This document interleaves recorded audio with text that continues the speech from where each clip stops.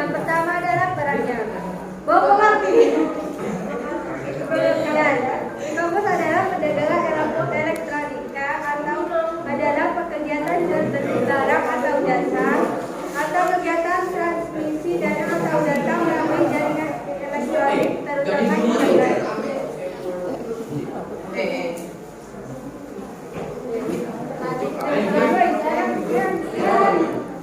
Dan selanjutnya yaitu pranikah. Seperti yang telah kita ketahui, macam-macam ketimpangan yaitu salah satunya ketimpangan pendapatan.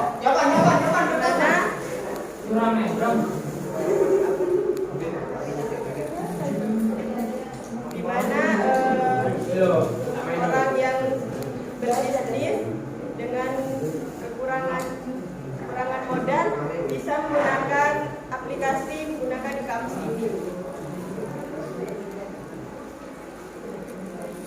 Selanjutnya yaitu jenis yang pertama yaitu ada bisnis to bisnis atau B2B. Jenis e-commerce yang satu ini merupakan yang paling besar karena meliputi transaksi yang dilakukan antar perusahaan satu atau jenis usaha. B2B adalah transaksi baik secara elektronik maupun fisik antara bisnis yang satu dengan bisnis yang lainnya. Contohnya yaitu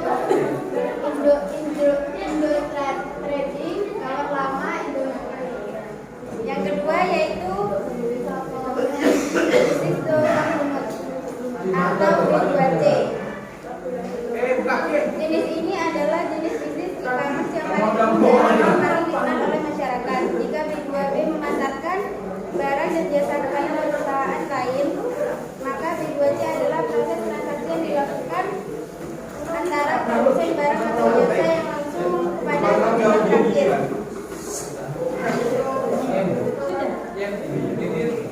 Yang ketiga yaitu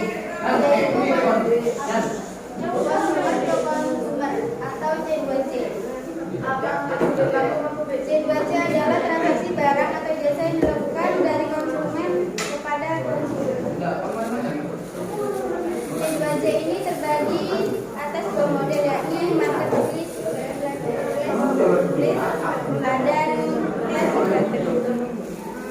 dan contohnya yaitu Tokopedia, Bukalapak, dan Shopee.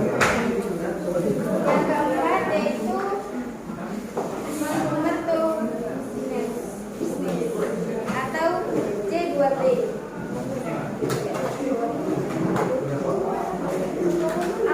Transaksi ini adalah jual beli produk atau jasa yang dilakukan dari konsumen kepada perusahaan.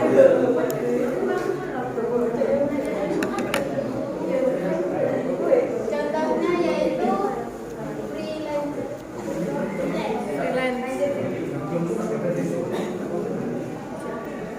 Yang kelima yaitu business to acquisition atau B2A.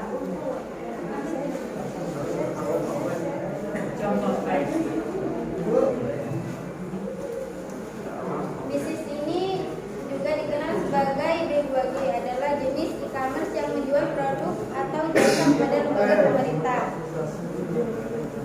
Dan transaksi jenis ini dilakukan dengan mengajukan tender. Contohnya yaitu BBS, Online, yang keenam yaitu consumer to administration atau C2A. Jenis ini yaitu sama dengan jenis to administration atau B2A. Yang terakhir yaitu online to offline.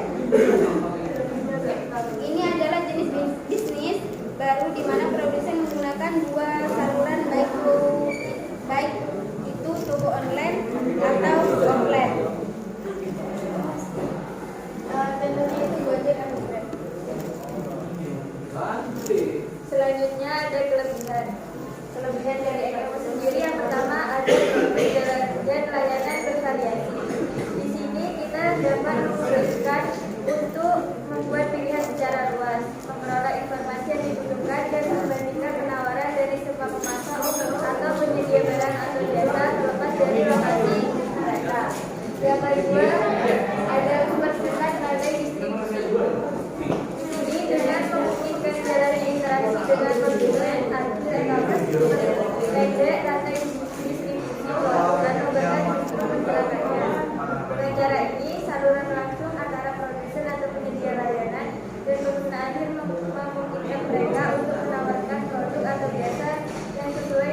target pasar.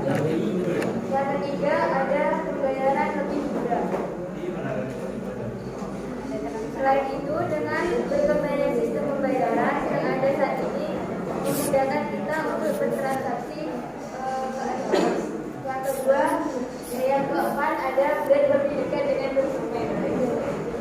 E-commerce memungkinkan brand untuk lebih dekat dengan pelanggan mereka sehingga meningkatkan produktivitas dan daya saing bagi perusahaan. Selanjutnya yang kelima ada peningkatan kualitas layanan. Dengan demikian, konsumen diuntungkan dengan peningkatan kualitas layanan, kedekatan yang lebih intim, serta dukungan yang pasar di barang yang lebih efisien. Yang keenam ada belanja kapan saja. Di sini kita dengan menggunakan e-commerce ini kita dapat belanja kapan saja yang kita mau. Yang terakhir ada efisien biaya. Pengurangan biaya adalah keuntungan penting lainnya yang terkait dalam dunia e-commerce. Semakin proses bisnis tertentu, maka semakin besar tingkat keberhasilannya. Yang selanjutnya yaitu pengurangan e-commerce. Ketergantungan yang sangat kuat pada teknologi informasi dan komunikasi. E-commerce ini kan menggunakan aplikasi, jadi kita kayak lebih tergantung pada handphone, pada alat elektronik ya aplikasi. Yang kedua, kurangnya undang-undang yang memadai untuk mengatur kegiatan e-commerce baik nasional maupun internasional. Yang ketiga, budaya pasar yang menolak perdagangan elektronik atau pelanggan tidak bisa menyentuh atau mencoba produk. Pembelian secara online ini kadang kita kan kita nggak bisa lihat barangnya secara langsung. Jadi kalau ya nanti datangnya berekspektasi. Yang keempat, hilangnya privasi, cakupan wilayah serta identitas dan perekonomian negara. Yang kelima, rawannya melakukan transaksi bisnis online. Dan yang terakhir, warna dan kualitas produk yang dijual belum tentu sama antara foto yang ditampilkan di website dengan produk asli.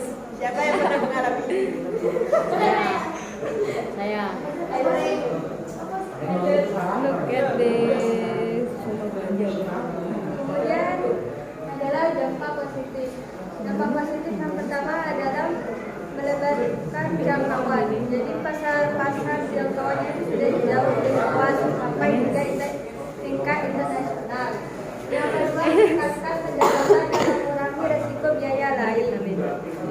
Pelaku usaha dapat meningkatkan kualitas pendapatan perusahaan lebih besar dibandingkan perusahaan konvensional yang harus dipotong oleh gaji karyawan atau gaji sewa toko atau iklan offline. Yang ketiga adalah pelayanan lebih maksimal karena komunikasi antara penjual dengan konsumen tidak dipengaruhi oleh faktor geografi. Yang kemudian adalah kemudahan dan fleksibilitas belanja. Mereka tak perlu lagi tempat belanja konvensional sebab belanja online bisa dilakukan kapan dan di mana saja. Kemudian ada peningkatan supplier. Supplier yang mendapat keulasan atau testimoni positif dari konsumen bakal lebih meningkatkan pelayanan dan sistem manajemennya. Yang kemudian selanjutnya adalah dampak negatif. Dampak yang pertama adalah dalam penipuan online. Banyak orang yang masih terjebak dalam penipuan dan mengatasnamakan bisnis online. Misalnya penipuan barang yang ternyata tidak sesuai dengan peraturan yang dijual. Yang kedua adalah hilangnya rasa privasi atau pencurian data pribadi.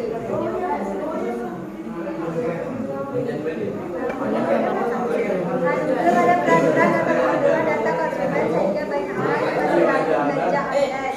Informasi rahasia yang kurang bertanggung jawab berpotensi menyebabkan kerugian besar. pewadayaan.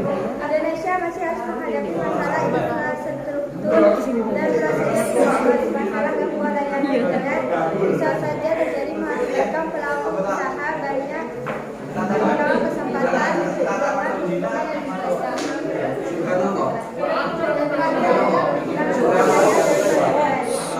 karena berbagai faktor bisa terjadi yang menyebabkan usaha